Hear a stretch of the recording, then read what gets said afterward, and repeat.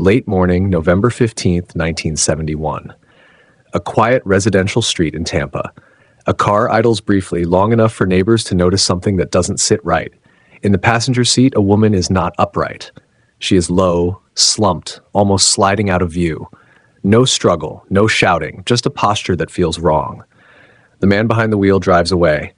Hours later, that same car appears again, abandoned behind a retail store at a busy shopping center. The driver is gone. The woman is gone. What happened in between is a blank space investigators have never been able to fill. The case revolves around a single disturbing image. A woman who looked as if she might already be unconscious, seen for the last time by people who didn't yet realize they were witnessing the beginning of a mystery. We reopen the disappearance of Marie Dolores Giles and follow the unanswered questions that still haunt this case more than 5 decades later. Before the disappearance, there was nothing about Marie Dolores Giles that suggested she was preparing to vanish. Her life, as far as records and memories allow, followed a quiet, predictable rhythm. She lived in Tampa, Florida, moved through familiar streets, and maintained personal relationships that appeared ordinary from the outside. There were no reports of sudden withdrawals, no plans to leave town, no financial activity hinting at escape. What investigators later struggled with was not what stood out, but what didn't. Marie Dolores Giles was an African-American woman, small in stature, known to those around her as reserved rather than reckless. Her age is uncertain even now, with records pointing to conflicting birth years, a detail that would later complicate identification efforts. But in November 1971, she was very much present in her community. She had routines. She had people who recognized her car, her face, her habits. This was not someone drifting on the margins of society. This was someone visible enough that neighbors noticed when something felt off. In the days leading up to November 15th, nothing alarming was reported. No arguments overheard, no threats documented, no sudden changes in behavior. That absence of warning would become one of the most unsettling aspects of the case. When people disappear by choice, investigators usually find fractures beforehand: stress, fear, desperation. In this case, those fractures never surfaced.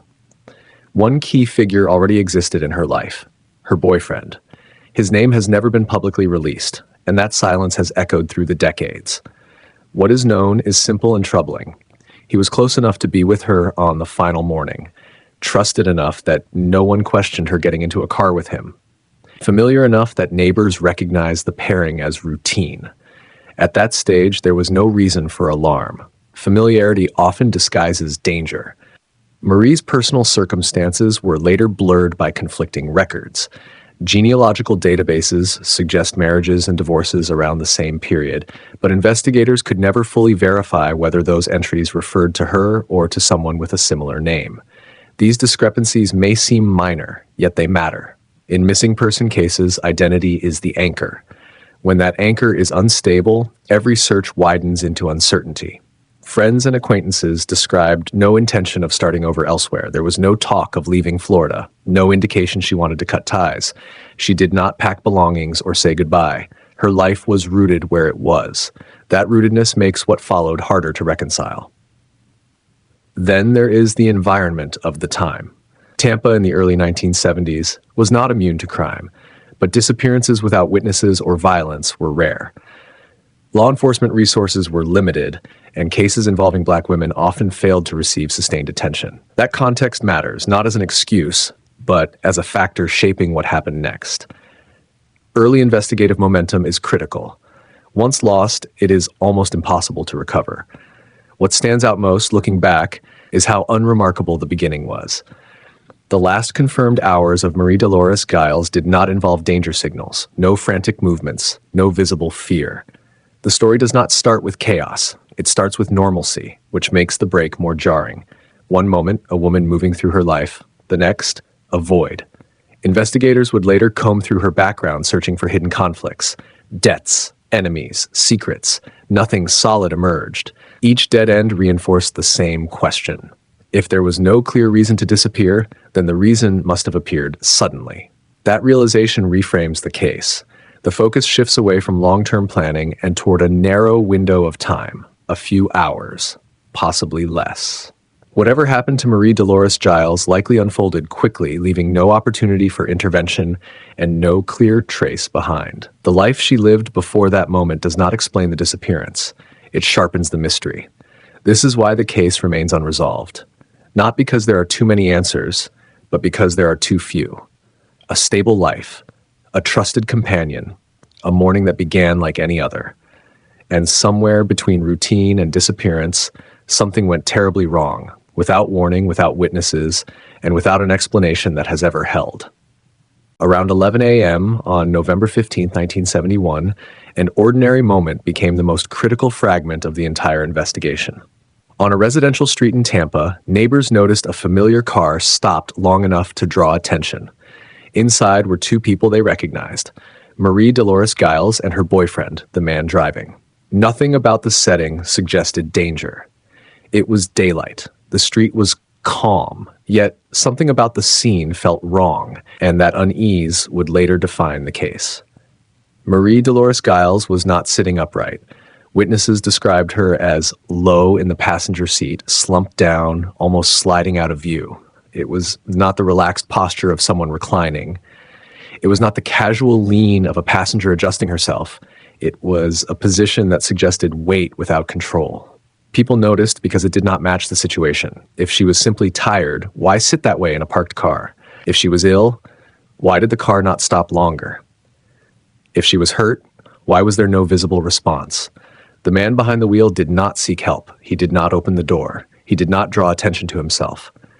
After a brief pause, he drove away. That single decision, leaving without intervention, became one of the most scrutinized actions in the file. At the time, neighbors had no reason to intervene. They were not witnessing a crime, only a moment that felt slightly off. In hindsight, it may have been the last chance for anyone to interrupt whatever was unfolding. Investigators later returned to this scene again and again, replaying it from every angle. They asked whether Marie Dolores Giles could have been asleep. Daytime sleep is not impossible, but witnesses emphasized how low she appeared, as if she had slipped downward rather than leaned back. They asked whether she could have been intoxicated or medicated. No evidence supported substance use, and no containers were reported in the car. They asked whether she had suffered a sudden medical event. If so, the lack of urgency from the driver raised immediate questions. What complicates the scene further is what was not observed. There was no visible struggle, no frantic movement, no attempt by Marie Dolores Giles to exit the vehicle or signal distress. The absence of resistance does not indicate consent. It suggests incapacity. That possibility is what gives the image its disturbing power. A woman present, visible, yet possibly unable to act. The boyfriend's role at this moment remains opaque. His identity was never released publicly. His account of events has never been fully disclosed. Investigators confirmed he spoke with police, but the content of his statements remains sealed or lost to time. This silence created a vacuum filled by speculation, yet speculation alone cannot replace evidence. What remains undeniable is that he was the last confirmed person to see Marie Dolores Giles alive. Timing matters. Late morning reduces the likelihood of darkness hiding actions. Public settings reduce the expectation of secrecy. If something criminal occurred, it happened without drawing attention. That suggests either extreme confidence or a situation already under control. Investigators leaned toward the latter. The posture of Marie Dolores Giles suggested she may not have been able to resist, speak, or move. The car itself offered no immediate answers at this stage. There were no reports of erratic driving, no loud engine noise, no abrupt departure. Everything about the vehicle's movement appeared calm. That calmness contrasts sharply with the gravity of what followed. Disappearances often begin with chaos. This one began with restraint. As the investigation progressed, detectives questioned whether this moment marked the beginning of the crime or the continuation of something that had already occurred. Had something happened before the car stopped? Had Marie Dolores Giles already lost consciousness earlier? Or did the crucial act occur after the neighbors looked away? Each possibility narrowed the timeline, yet none could be proven. This brief roadside sighting became the last verified point of contact. From that instant forward, Marie Dolores Giles slipped out of confirmed reality. No phone calls, no witnesses, no credible sightings. The case hinged on a few seconds of observation by people who did not know they were watching a disappearance in progress. That is why this scene matters more than any other. It is the dividing line between a documented life and an unanswered void. Everything investigators know ends here. Everything they want to know begins here. And the most unsettling question remains unresolved. When the car drove away, was Marie Dolores Giles already beyond help?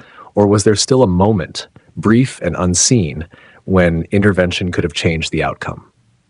Every cold case eventually narrows to one unavoidable point: the last person known to be there. In this investigation, that person was the man driving the car on the morning Marie Dolores Giles disappeared. He was not a stranger. He was not a passing acquaintance. He was her boyfriend, someone familiar enough that her presence beside him raised no alarms at first. That familiarity would later become one of the most troubling elements of the case. Law enforcement confirmed early on that the boyfriend was questioned. What he said, how detailed his account was, and whether inconsistencies emerged have never been made public. His name was withheld from official releases, an unusual choice that immediately set this case apart from others of the era. In most investigations, the last person seen with a missing adult becomes a focal point. Here, that focus remained blurred.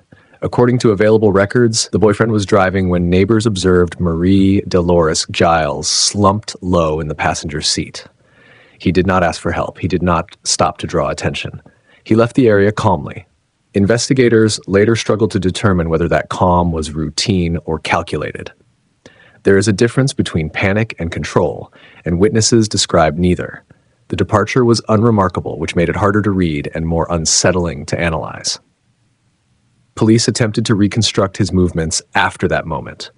The car would later be found abandoned behind a Western auto store at the Northgate shopping center. That discovery tied the boyfriend directly to the next confirmed location in the timeline.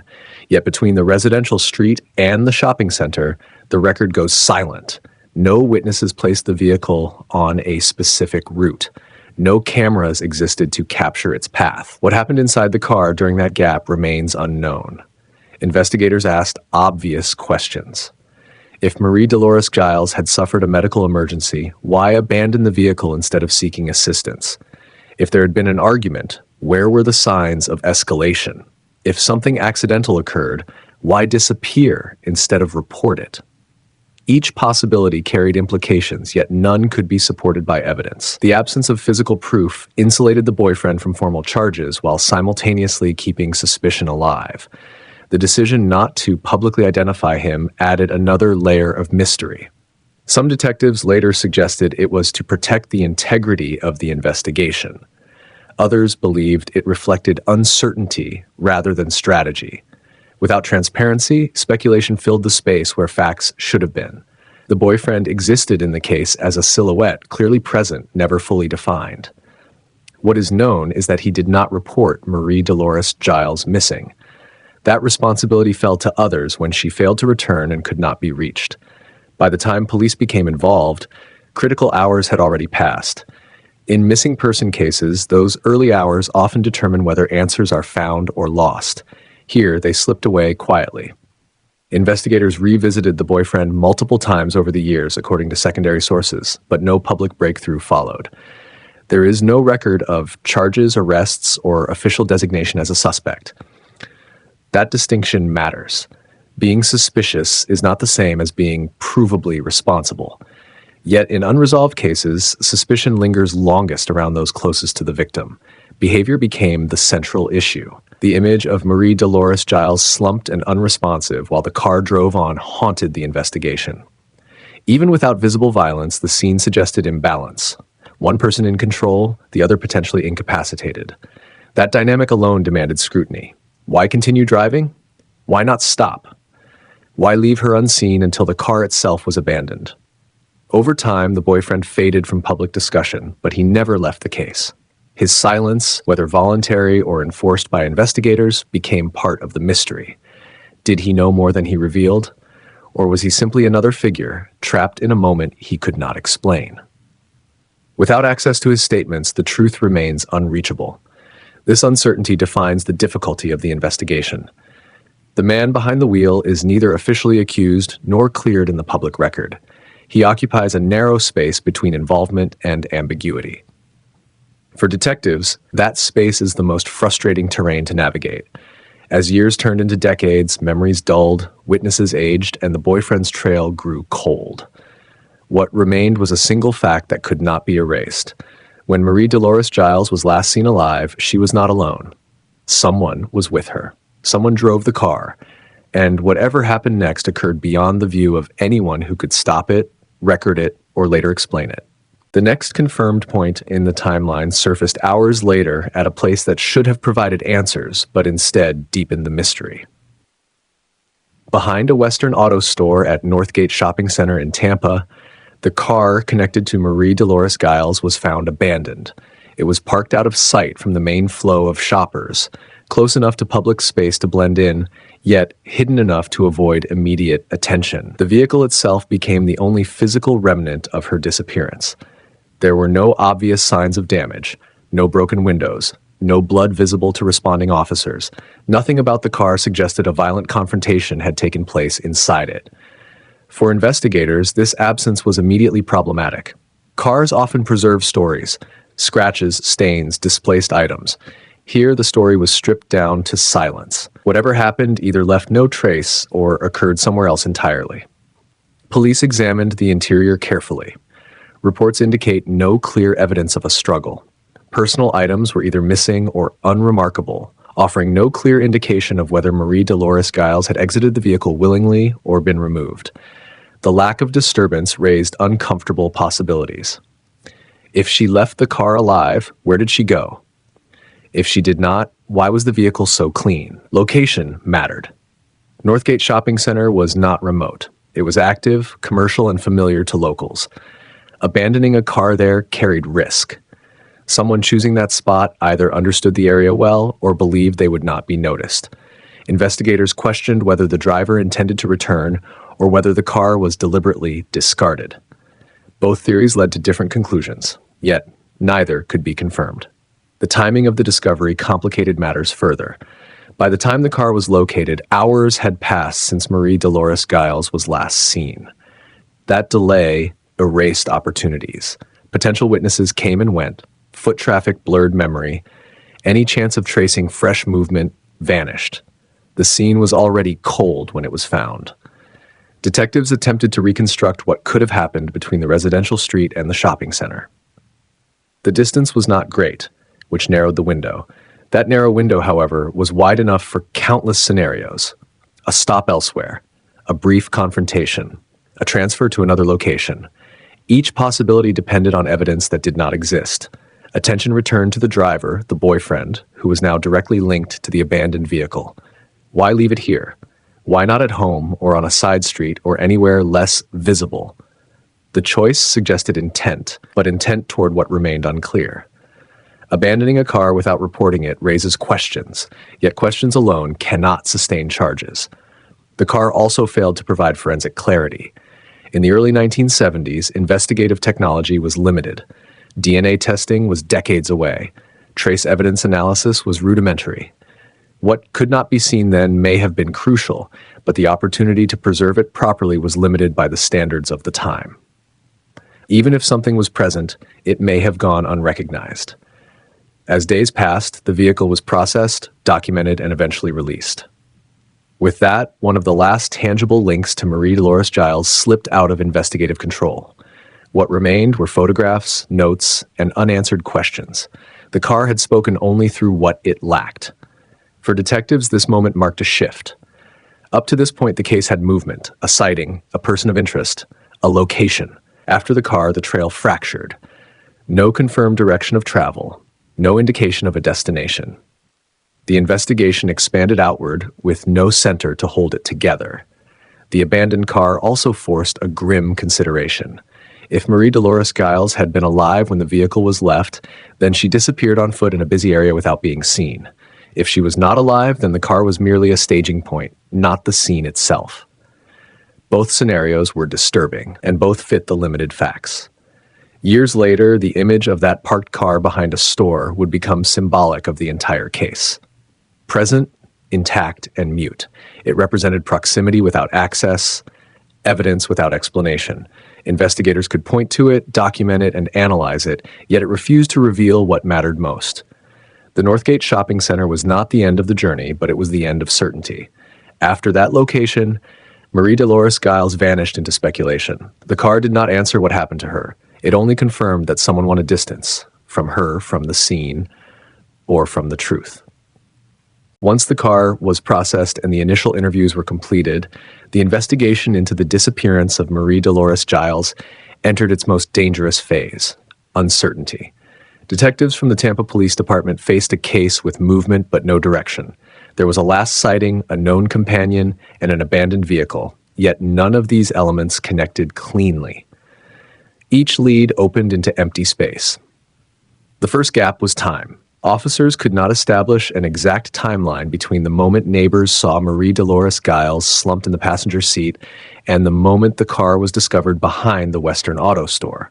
Hours were unaccounted for. In those hours, anything could have happened, and that possibility weakened every conclusion. Without a clear sequence, investigators were forced to speculate rather than reconstruct.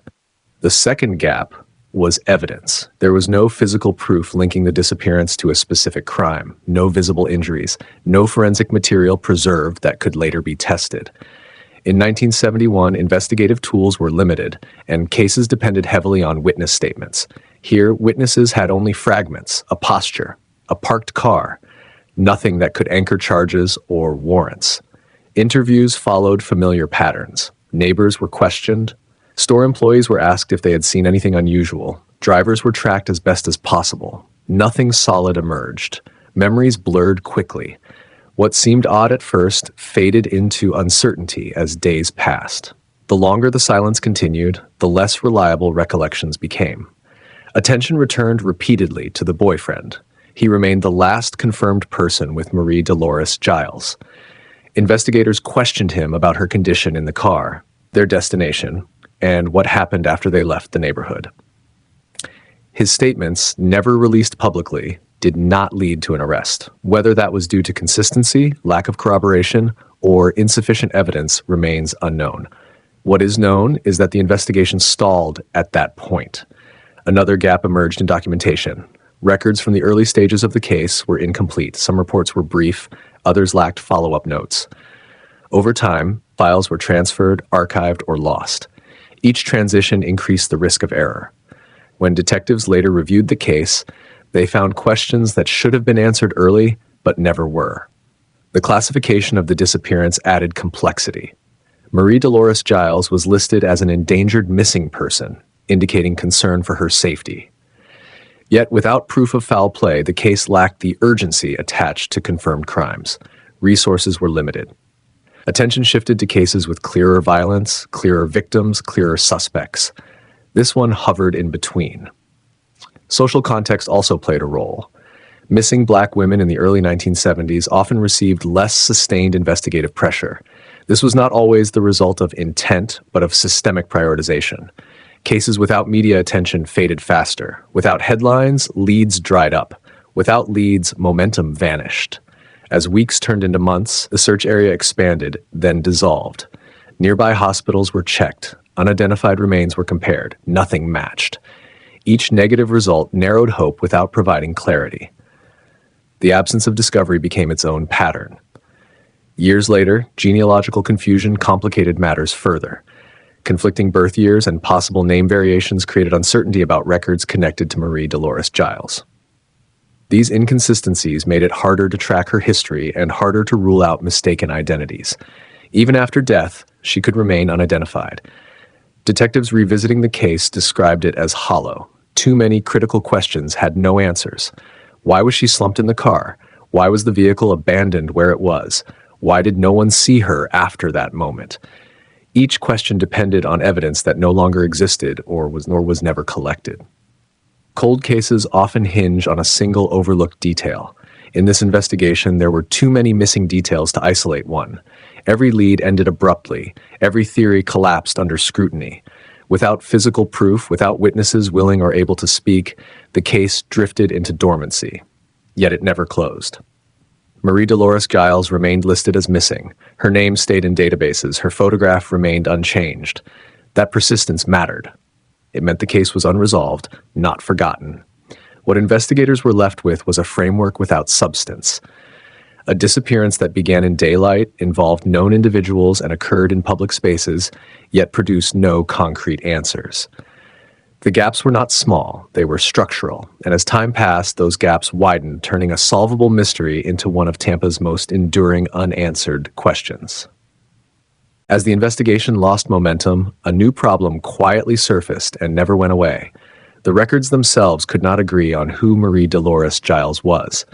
Basic facts, details that should anchor a missing person case, shifted depending on the source. Her year of birth appeared differently across documents. Some entries suggested the early 1930s, others pointed to 1940. This was not a minor clerical issue. In long-term investigations, identity is the key used to unlock comparisons, matches, and exclusions. When that key is bent, every door becomes harder to open. Law enforcement files listed one set of identifiers. Genealogical databases introduced others. Some records included variations of her name, including married names that could not be conclusively verified. Investigators could not confidently determine whether these entries described the same woman or entirely different individuals with similar names.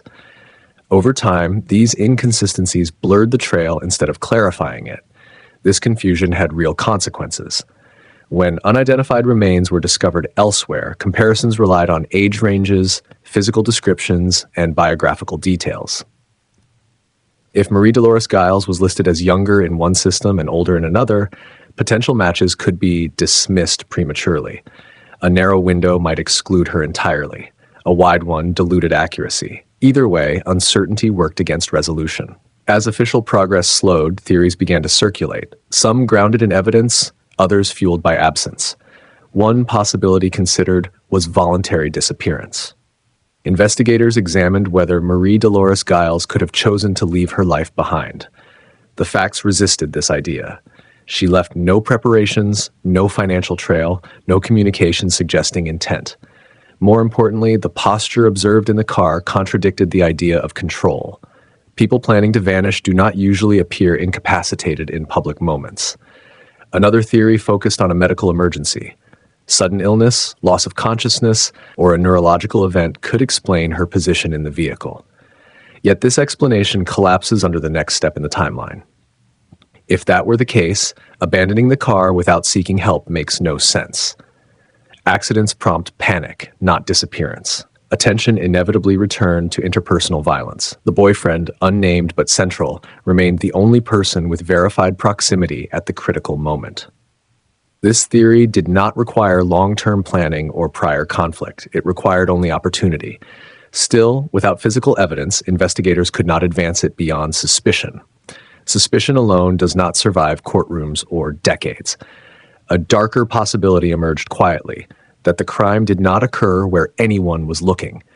The residential street may have been a continuation, not a beginning. The shopping center may have been a decoy, not a destination. If Marie Dolores Giles was already unconscious earlier, the visible moments were merely fragments of a larger, hidden sequence. This theory aligned with the lack of disturbance in the car and the controlled nature of events. It also explained why no one intervened, because there was nothing obvious to interrupt. There was also the theory of a third party. Could someone else have been involved after the neighbors looked away? Could the vehicle have stopped again, unseen? The area between the last sighting and the abandoned car offered space for intervention, yet no witnesses placed another person there. Without corroboration, the theory remained speculative. Each explanation collided with the same obstacle: missing proof. The case did not suffer from too many competing narratives. It suffered from too few verifiable facts. Investigators could not rank theories by likelihood because none could be tested properly. Every path ended at the same wall. The conflicting records compounded the problem further as years passed. When cases are revisited decades later, fresh eyes rely on clean data. Here, detectives faced contradictions before they even reached the evidence. Was the age correct? Was the name accurate? Were family connections real? Each question delayed progress. Despite this, Marie Dolores Giles remained listed in national databases. her case number persisted. Periodically, it resurfaced during audits of cold cases. Each review ended the same way, with acknowledgement of unresolved contradictions and no new leads. What lingered most was the image that required no records to confirm. A woman slumped in a car, a driver who did not stop, a vehicle left behind. Those facts never changed. Everything else shifted around them, growing less certain with time. Theories can keep a case alive, but they can also trap it. In this investigation, the lack of definitive answers allowed speculation to grow while truth receded. What remains is not a conclusion, but a question sharpened by decades of doubt. Was the disappearance of Marie Dolores Giles the result of a single irreversible act, or the consequence of a system unable to see clearly before the trail went cold? Time did what it always does to unresolved cases. It erased urgency without erasing doubt. Years passed, then decades, yet the disappearance of Marie Dolores Giles never reached a conclusion. The file was never closed. It was moved, archived, revisited, then returned to silence. Each time it resurfaced, investigators confronted the same reality. Nothing new had replaced what was missing. Marie Dolores Giles remained listed as missing, not deceased, not found. Her name stayed active in national databases, her photograph unchanged, her description frozen in time. That permanence mattered. It meant the case still belonged to the present, not the past. Someone, somewhere, could still hold a piece of the truth. Detectives who later reviewed the file described it as deceptively simple. There were no tangled crime scenes, no overlapping suspects, no complicated conspiracies. Instead, there was a clean break between before and after. A woman entered a car. Hours later, the car was abandoned. Everything else dissolved. That simplicity made the absence harder to accept. The man last seen with her was never publicly named, never charged, never cleared in a way that satisfied the unanswered questions. Over time, he became less a person and more a symbol of the case's central void.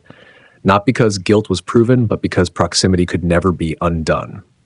He remained the final link to a living Marie Dolores Giles, and that link never yielded answers. Occasionally, tips surfaced. A call here, a vague memory there. None led to confirmation. Each raised hope briefly before collapsing under scrutiny. Cold cases often survive on fragments, but fragments require context. In this investigation, context had been stripped away by time. What kept the case alive was not evidence, but imbalance. The disappearance did not fit patterns. It did not align with voluntary absence, accidental death, or visible violence. It sat between categories, resisting classification. That resistance is what investigators find most troubling. Crimes that make sense can be solved, crimes that do not linger. The image that opened the case remained the strongest impression decades later. Marie Dolores Giles slumped in the passenger seat, visible yet unreachable. That image carried an implication investigators could never shake, that something irreversible had already begun before anyone realized it mattered. It suggested a moment when intervention might have been possible, had the danger been obvious. It was not. As technology advanced, some hoped new methods would revive the case.